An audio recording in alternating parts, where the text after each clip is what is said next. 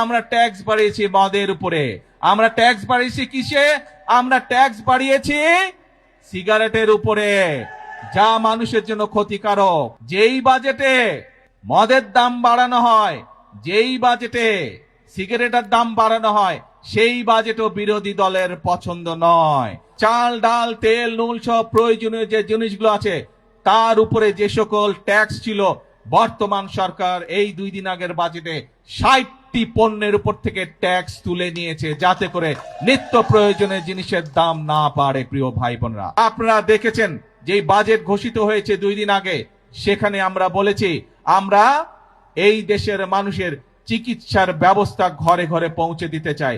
মানুষ যাতে চিকিৎসা সুবিধা পায়, মানুষ যাতে স্বল্প মূল্যে ওষুধ পেতে পারে, তার জন্য আমরা ব্যবস্থা গ্রহণ করছি। এবং সেই জন্যই অনেকগুলো চিকিৎসা ব্যবস্থার অনেকগুলোর উপরে আগের সরকারগুলো ট্যাক্স রেখে গিয়েছিল, ভ্যাট দিয়ে গিয়েছিল, আমরা সেই ট্যাক্স গুলো আমরা উঠিয়ে নিয়েছি। তার ফলে আগে একজন হার্টের রোগী সে যদি স্টেন্টিং করত, তাহলে তার যেখানে প্রায় 1.25 লক্ষ টাকার মতন খরচ হতো, সেই টাকা এই ট্যাক্স উঠায় নেবার পরে আগামী জুলাই মাস পর থেকে ইনশাআল্লাহ সেটি প্রায় অর্ধেকে নেমে আসবে।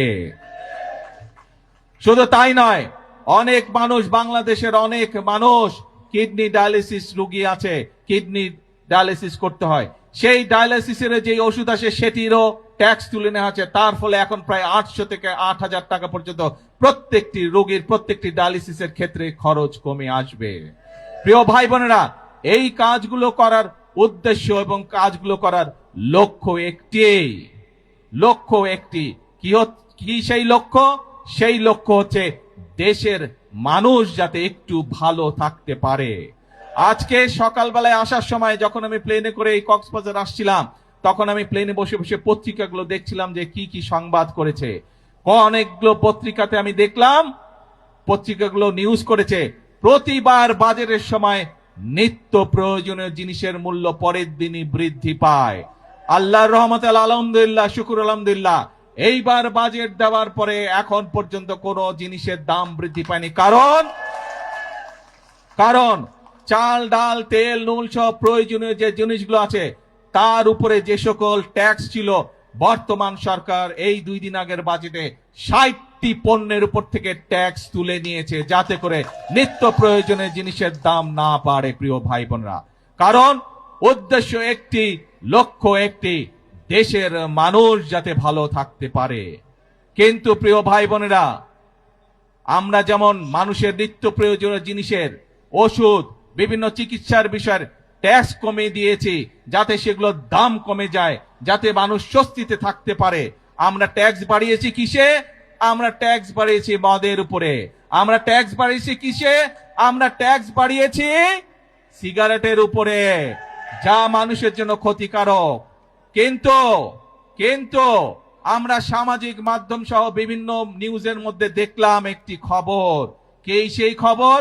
বিরোধী দল দেখলাম বলছে যে এই বাজেট তারা মানে না, গণবিরোধী বাজেট মানে না।